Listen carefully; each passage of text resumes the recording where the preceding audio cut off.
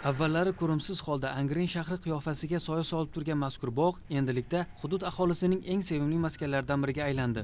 Mudofaa vazirligi va shahar hokimligi hamkorligida olib borilgan bunyodkorlik va obodonlashtirish ishlari natijasida umumiy maydoni 20 gektar bo'lgan Vatanparvarlar bog'idan mini futbol maydonchasi, Vatanparvarlar maydoni, 500 o'rinli yozgi amfiteatr hamda yoshlar bog'i o'rin oldi. Ahamiyatlisi, navqiron avlod vakillari uchun turli to'garaklar faoliyati ham yo'lga qo'yildi.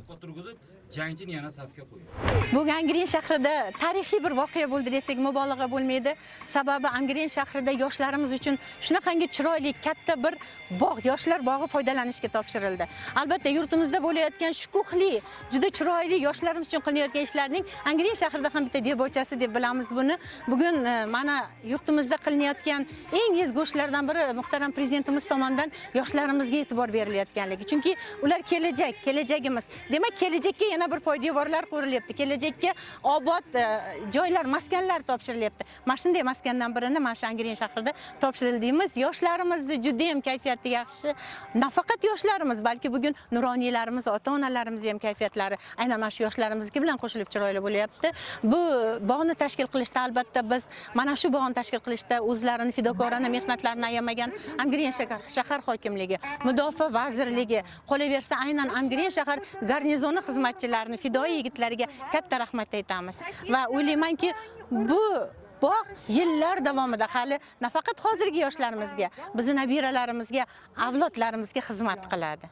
Mustaqilligimizning 34 yillik shodiyonalari yurtimizda kezib yurgan shukuhli kunlarda Mudofaa vazirligi mas'ul ofitserlari, Angren shahar hokimligi, keng jamoatchilik vakillari va hudud aholisi ishtirokida tantanali ochilish marosimi bo'lib o'tdi. Shu kuni yig'ilganlar Vatanparvarlar bog'ining yangi qiyofasi, bunyodkorlik ishlari, harbiy qurol aslahalar ko'rgazmalari bilan tanishdi. Konsert dasturidan bahramand bo'lishdi.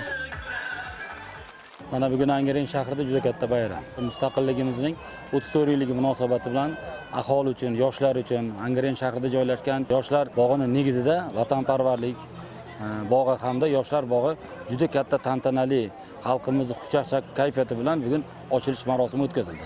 Darhaqiqat, yurt obodligi-yu xalq farovonligi yo'lida amalga oshirilayotgan bu kabi amaliy ishlar hududlar ko'rkiga ko'rk qo'shmoqda. Buni yurtdoshlarimizning e'tirofi, yuz ko'zidagi rozilik hissidan ham bilish mumkin.